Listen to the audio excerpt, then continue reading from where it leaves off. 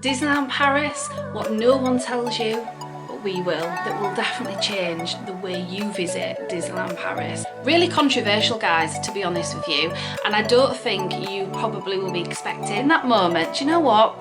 Not many people discuss this about Disneyland Paris. The number one thing for us as a family in saving money at Disneyland Paris. So grab yourself a cuppa, let's enjoy this video. Let me share with you the things that I've learned over the years of travelling to Disneyland Paris, and I want to share those top tips with you. We are Disney Brownies. We are bringing the magic and the top tips from Disneyland Paris straight to you at home. That's our aim, that's what we want to do, and we take you with us for all of our trips at Disneyland Paris. So we're going to share so much more with you coming up this year. I'm half Disney Brownies because I'm the mum and my daughter is the teen, so the two of us together as a duo make Disney Brownies. Been travelling to Disneyland Paris for so many years, doing lots of different seasons along the way. Definitely check out our channel if you haven't already, in terms of all of our other playlists on there. Lots of seasons, from Halloween to Christmas just recently, springtime, Easter time, lots of different things that we've done over seasons. But then also we've done so many more Disney trips that we haven't put on YouTube because we've only been on YouTube for about a year now. Lots more trips to come, so definitely subscribe to our channel. We'll be heading to Disneyland Paris really soon again, but as I say, I'm going to do a lot more of these chatty videos before our next trip. But subscribe, like our videos, it really helps our channel grow, help us get to 1,000 subscribers, and definitely comment down below on anything to do with these 5 top tips that I'm going to share with you, and anything on our channel that you just want to chat with us about to do with Disneyland Paris. If you've got a question, drop us a comment and I'll do the best to help you. So let's get to number 1. Really controversial, guys, to be honest with you, and I don't think you probably will be expecting this first one. These are not in any particular order, by the way, they're just my top 5. But the first one, as I say, is quite controversial. What are your thoughts when you first think of Disneyland Paris? Well, for me, for many other people, it's the magic, it's the sparkle, it's the characters, it's the rides, the shows, all of the magic that goes on in the parks, which absolutely is 100% true. However, what no one tells you, but we will, is the fact that there is a lot of pushing and shoving. Nearly every time I go to get a spot for a show, or I'm waiting for the fireworks, those things that you usually have to wait quite a lot longer for, and we're not talking about character meets and we're not talking about rides here, we're talking about shows, especially seasonal things that are outside and quite big events where you do have to get a spot quite early. Parades, for instance, fireworks is a definite. When you're waiting such a long time to get these spots, you always get them. You always get those people. Please tell me you're not one of them. I really don't want any hate from this comment that I'm going to say, but please tell me out there that you do agree with me. You get people that come in, you know, 5-10 minutes before a show's about to start, and they weave the children in, they weave themselves in, and they try to get to the front. They try to literally try and push in front of you. Now, I, for one, I absolutely hate this. This is the worst part for me about Disneyland Paris, and it does happen to us on a regular basis, I have to say. To the point where I usually look at my husband and usually look at Emily and go, here we go, here it starts. To give you some examples, on our last trip, which was just Christmas time, definitely go check out those vlogs. Our Christmas playlist is all on there. Such a wonderful season to go, so definitely go check them out if you haven't already. But when we were waiting for the fireworks, a group of people, men and women, but the women were definitely worse, I have to say, were behind us. They were literally up very close to us and literally pushing and pushing, to the point where I was pushing into the next person, etc, etc. They asked some people next to us to move because they couldn't see. How rude, exactly. They kept pushing my back so much that I got so frustrated. What did I do? It was a little bit drizzly at the time, so I thought it'd be a really good idea to put my umbrella up. That didn't go down too well. So they all started screaming at me, causing a bit of a commotion, and I just said simply, if you keep pushing me in the back, I'm going to keep my umbrella up and you're not going to see a thing. So I would suggest you stop touching me and get back a little bit. It's basically because what people sometimes do try to do is weave in them little gaps. There might only be tiny gaps, inches between you, but they will try, and they will try to get in so that they can see, and even though they haven't waited that long, It's so frustrating, but honestly, it does happen, and people don't discuss this as much as what they should do, because you should have a plan of action. You should realise that people are going to do this. So I was told when I was waiting for a show, and I'd waited there for an hour, Emily at one side, my husband at the other. We'd stood and waited a good hour. She turned up with her child, and basically because I wouldn't let her child in, I wouldn't let her in, because it was quite late in the day. I wanted to have a good view. I was filming for you guys, for YouTube, and for our own memories as well. I wanted to take photographs, I wanted to take video. I don't want somebody else in that viewpoint. And also, I think just as the principle of it, at the end of the day, if you want to see something, you have to wait. In Disneyland Paris, that's what it is all about. And that's what I'm trying to warn you guys, because if you think that you can turn up 5 or 10 minutes before a show, weave your child in, as well as yourself, get a really good spot, see everything perfect, brilliant. I mean, wouldn't that be happy days for everybody? But it doesn't work like that. Now, many people probably just let people in because they don't want to cause a problem. And don't get me wrong, I don't want to get into an argument or any type of confrontation at Disneyland Paris. It is meant to be happy, but it does spoil it sometimes, I have to say. This particular lady on that particular day was exceptionally rude to me. She told me to get back to my own country, and I shouldn't be there, and Disney is for children. What is that all about? Disney is not just for children, and when you have really little ones, as a parent, you've just sometimes got to do better. You've just got to wait with them. You can't expect to push in front of other people. Would you do that in a queue in a supermarket? Of course you wouldn't. Don't do it in Disneyland Paris. And I'm just warning everyone out there, if you're a first timer to Disneyland Paris, don't think that that is something that is acceptable, because it really isn't. In that moment, do you know what? Not many people discuss this about Disneyland Paris. You know, when you see other people, other YouTubers, people that vlog it, they don't necessarily do that. Maybe they don't get into that confrontation. Maybe it's just me. I mean, in all honesty, Emily did say to me, Mum, I don't know if it's your face. I don't know if it's to do with you, because it happens to me every single time. The biggest thing that I got from that, when she was saying Disney is for children, and she was saying, oh, so you go queue to meet Mickey Mouse and you do things that children do. Absolutely. Do you know what? Disneyland Paris can cost thousands of pounds for many people, depending on where you stay, how long you book for, what season you're going for, exactly what you're doing and what you want to spend your money on at Disneyland Paris. It can cost thousands. If you're paying that sort of money, yeah, I want the full experience. And if I'm willing to wait for that experience, then what's wrong with that? But come on, as parents, you've just got to wait, and you've just got to get there as early as you can of what your child can personally, you know, deal with. Emily has been going to Disneyland Paris now since she was 7 years old, and I've never pushed Emily in front of anyone just so that she could see. She waits like we wait. So if we want to wait 2 hours, I will suggest that to Emily. When she was little, I used to say, it's a long wait, Emily. Are you going to be okay with this? And she was absolutely happy to wait. Now, don't get me wrong, children will moan. You need snacks, you need drinks, one of you maybe needs to take them off to the toilet, etc. It is hard, it is difficult, but you've got to wait your turn. If you can't see, well, unfortunately, that's just the way it is. Now, some people might let your children in, some people might let you in. That's each to their own. I just personally think it is a really bad thing when people do this. Regardless of anything, if you wait for 1 hour or you wait for 2 hours, why should someone else stand in front of you? Now, for the fireworks, for definite, in all honesty, children are really going to struggle to see something. If you get a little one, it's happened to us many times, you can allow them to kind of stand in front of you. There's not going to be any interaction from characters, etc. It's not going to cause a problem if they can see something a lot better. It's not a massive issue. I think it's just when people come really late in the day and that happens. That was probably a really long number one. I really hope that you're still with me, but you know, I just want to be honest about these things, and these things do happen, so beware. That's all I'm going to say on the subject. Don't give me too much hate if you don't agree with me, and I really hope, fingers crossed, all of you out there have discovered something new and you do agree with me. So comment down below on what you think, and let's get to number 2. Oh my word, I just realised how long I spoke about the number 1. I'm really sorry guys. I'm gonna have a drink of my coffee and let's get to number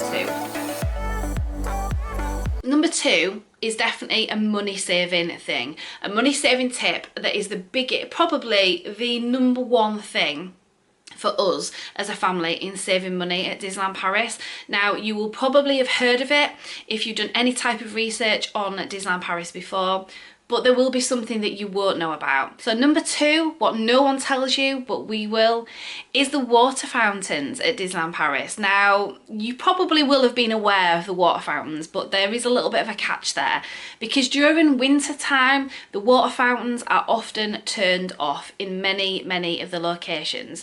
So a lot of people travelling in winter just think the water fountains don't work, and therefore they're going to have to go to the shops and spend lots of money, spend lots of euros on bottled water. Well, you don't. The water fountains are turned off definitely in winter time, but there are ones that are kept on. Now, the main one, we've had slightly different experiences on some different winter trips that we've had. So for instance, some of the water fountains that are available within toilets, so for instance in the studios, there is the toilets that is near the Ratatouille ride, they've often been on, and also in Avengers Campus that has often been on, but some trips they've been turned off. So one thing I would definitely say in the Disneyland park is usually every trip that we've gone to Disneyland Paris, they have been on, is the Liberty Arcade. I'm hoping I've got that right. No, it is the Liberty Arcade, because we've got the Discovery Arcade going down one side of the Disneyland park. Let me rewind that a little bit in case anyone doesn't know what I'm talking about in terms of the arcade. So on the entrance to the Disneyland park, you do have 2 arcades which are brilliant to use in hot weather, wet weather, just to avoid the crowds. On your entrance to the Disneyland park, as you're looking towards the castle, the right hand side is the Discovery Arcade and the left hand side is the Liberty Arcade, and usually there's a meet and greet just literally outside the arcade, often Winnie the Pooh, etc., Pluto. There's been other characters that are around there.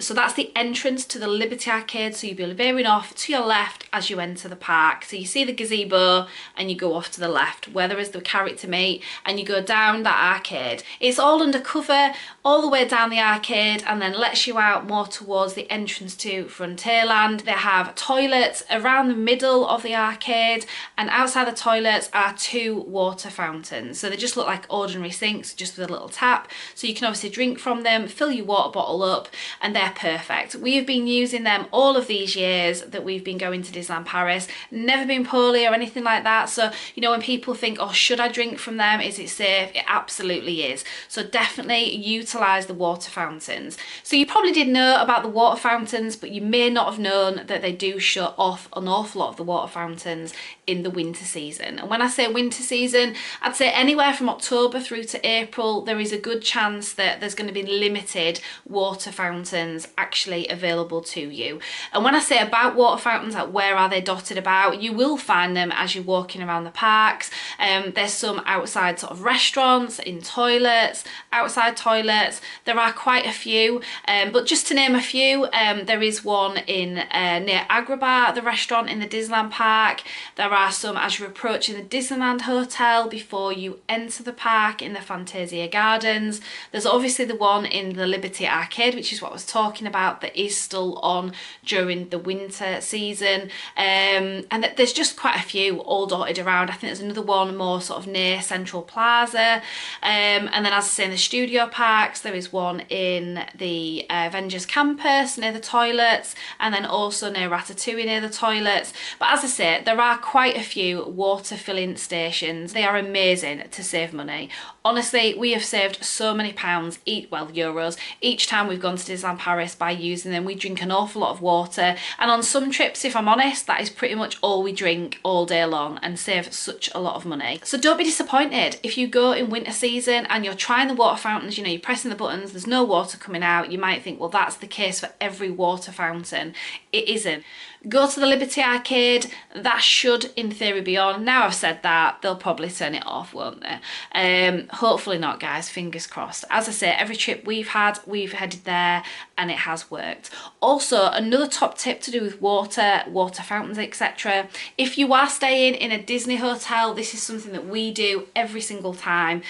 Filling your water bottles up in the reception area, usually in the reception area or near the toilets of the reception area, of your Disney hotel, there will be a water filling station. I have talked about it before on the channel when we've stayed in Sequoia or Santa Fe, etc. By the way, go check out our ultimate guides to staying at Santa Fe Hotel and also Sequoia Lodge Hotel if you're interested, if you've booked those hotels or just thinking of, go check those out. We do have a stay coming up this year actually in the Newport Bay Hotel. We've also got another one in Santa Fe again, so we've got lots more videos coming up for you guys, and I will definitely do a Newport Bay one when we head to that trip. I've done one before, but it's actually over on our other channel. In case you didn't know, we have two channels. Our original channel is called The Brownie Life. Definitely go ahead to check that out. We do lots of travel. All of our other holidays, excluding Disneyland Paris now, are on there, as well as Primark, shopping hauls, life vlogs.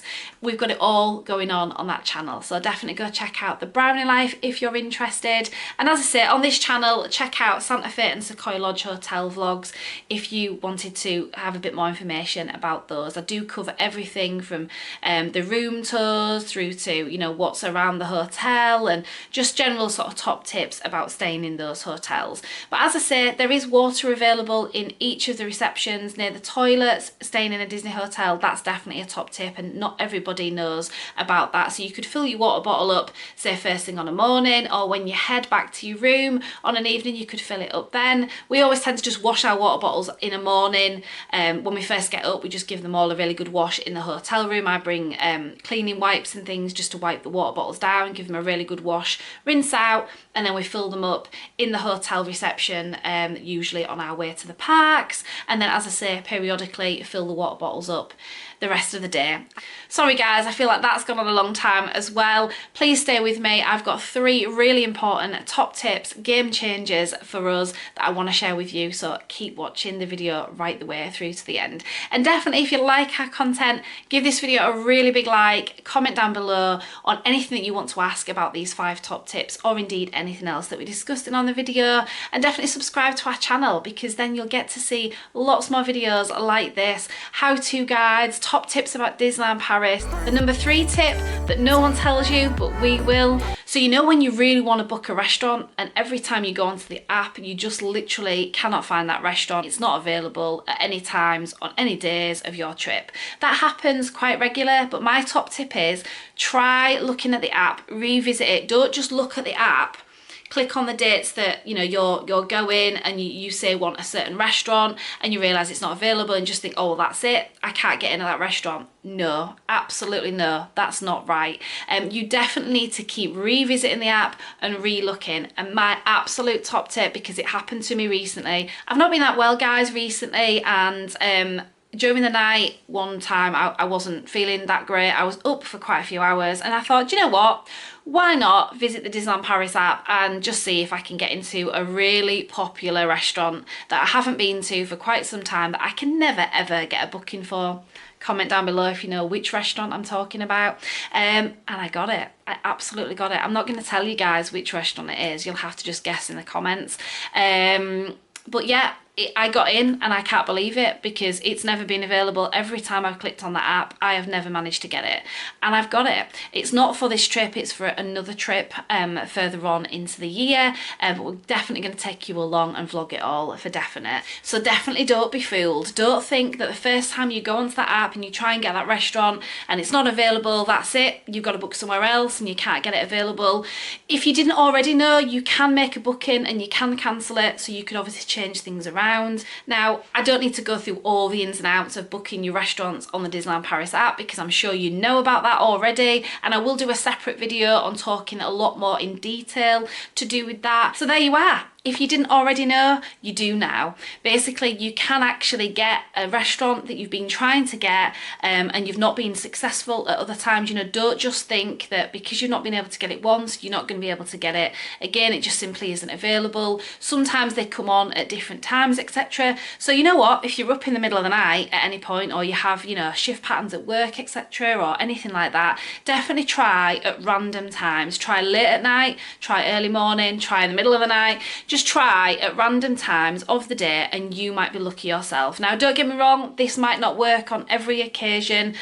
It's happened to me, but it doesn't mean that it's going to happen to yourself or it's going to happen on every single occasion that you try and do this. But that is definitely a top tip that has happened to me before. Not necessarily, I haven't necessarily been up in the early hours of the morning doing it, etc. But I have tried really late at night or really early on in the morning, and some things that weren't available the day before or weren't available the month before, etc. have come on and have been available. So all I would say is check and keep checking and do it at random times to try and get the restaurant of your choice that you want. And if you fail, just pick another one. You know, there's a lot of restaurants that are really good at Disneyland Paris, so I'm sure they won't disappoint. Number 4, what no one tells you, but we will. This is going to seem a really boring one, to be honest, but really useful, guys, so definitely keep watching. Don't turn off because we've still got number 5, and that's a really good one. Number 4 is basically toilets. Now, it might seem really obvious, but not to everybody. So when you enter the Disneyland Park or the Studios Park, well, to be honest, it probably doesn't really reflect in the studios because there are less toilets in the studios. So let's just talk about the Disneyland Park, for instance. When you enter, if you're a first timer, you're literally going to see toilets at the entrance to the Disneyland Park, and you're going to see popular restaurants, etc. around, like in set really ideal locations for toilets. They're the toilets that you're going to know about. However, there's definitely secret toilets around in Disneyland Paris, in the Disneyland Park. When I say secret, guys, obviously they're no secret. You can definitely look on the app, you'll be able to see where toilets are. You will find them, but what I mean is hardly anyone knows about them and hardly anyone uses them, which means they're in much better condition. Not that any Disneyland Paris toilet, to be honest, they're not in really bad condition or anything like that. They, you know, there's cleaners all the time, they keep them really clean. Well, they do the best they can, shall we say, in the sense that there's an awful lot of people, you know, going through the toilets, etc. But head to the backs of the parks, head to the areas where there isn't likely to be that many people. So I will give you an example of one toilets that are really good, you know, as in, well, as good as toilets can be, obviously. But what I mean is there isn't always a massive queue and they're clean and everything like that. Is in Frontierland. So in Frontierland, as you're heading into Frontierland, to the right there is some toilets, and they're kind of hidden behind sort of the cabiny wooden like effect and everything of the Frontierland theme, but there is definitely some in there. I think it's actually near a smoking area as well. So there, as you enter Frontierland, they're on your right, and then also in Frontierland, right to the back of the park, where there is Phantom Manor, to the left hand side there is some toilets there. They don't seem to ever be that busy, whereas in Fantasyland or down Main Street, you know, the main entrance to the park, those toilets get super busy. You know, there's always queues, and don't get me wrong, we use those toilets as well. I mean, it does depend on where you are in the park. You're not going to go from one end of the park to the other just for a toilet. But it's just a top tip for definite, because if you're in that vicinity and you just think, do you know what, I'll pop to the loo while I'm here, while it's quiet, and then I can get on with, you know, whatever else I'm doing, and I don't have to wait in a really super long queue because no one else realises that these toilets are here, then do it. You know, that's what I'm trying to say. That is definitely a really big top tip. As I say, it was always going to be a little bit of a boring one, but it's super useful, guys, and that's what we're here for. That's what we want to do. Our aim is obviously to bring enjoyment through our videos, but also top tips, and sometimes those top tips are silly tips, but they're good tips. Right, now let's get to number 5. So number 5, what no one tells you about Disneyland Paris, but we will. It's kind of an obvious one, but I don't think people do enough of it before they go to Disneyland Paris, and it kind of ties in with our channel as well. So what I would definitely say is research. If there is one thing that I can tell you, is looking to everything you want to do, everything you want to see, places you want to eat, just absolutely everything that you want to look into for Disneyland Paris, look into it. There is so many YouTube videos, so many YouTube channels just like this one, but ideally pick this one, subscribe to this one and like our videos. It will really help. No, I'm only joking, guys. What I would say is I myself, many years ago when we first started going to Disneyland Paris, back in the day I used to follow quite a few different YouTubers. I don't think a lot of them are actually even doing it anymore, to be honest, some of them, and they came came up with so many top tips, so many really useful things that I wouldn't have thought of, wouldn't have had a clue about it, and it really helped me in the early days of travelling and, you know, going around Disneyland Paris, both parks. So I would definitely say it's such a useful thing. You know, we're on YouTube, we're on this platform, you know, definitely utilise it, check out those videos, ideally ours, like I say. We've got lots of videos on YouTube for Disney brownies, from hotels to restaurants to snacks to top tips, entertainment, all different seasons, you name it, we pretty much have got it on the channel. We're only a small channel, obviously trying to grow, so we don't have the huge amount of videos that a lot of other people do have, but I really hope that you'll support us. One of our really big videos, to be honest, well, for us as a small channel, is the video that we did of every ride at Disneyland Paris, and I will leave that on the end screen of this video, so definitely check that out, because that's a perfect video as a bit of a guide really to anyone who's new to Disneyland Paris, and it's a really good way of getting through all of those rides, so definitely check that out. And if you're interested in a video all about meal plans, whether you need to get a meal plan, whether you don't, all the top tips, it's quite a lengthy video, but it has so much information on it. I will leave that on the end screen as well for you, so I really hope you enjoyed that video too. And if anyone's noticed my Disneyland Paris earrings, I love them. That's the next video, all about Disneyland Paris shops, so definitely don't miss that video. Subscribe, like this video, comment down below, and I'll see you on the next one, everyone. Thank you so much for watching. Bye.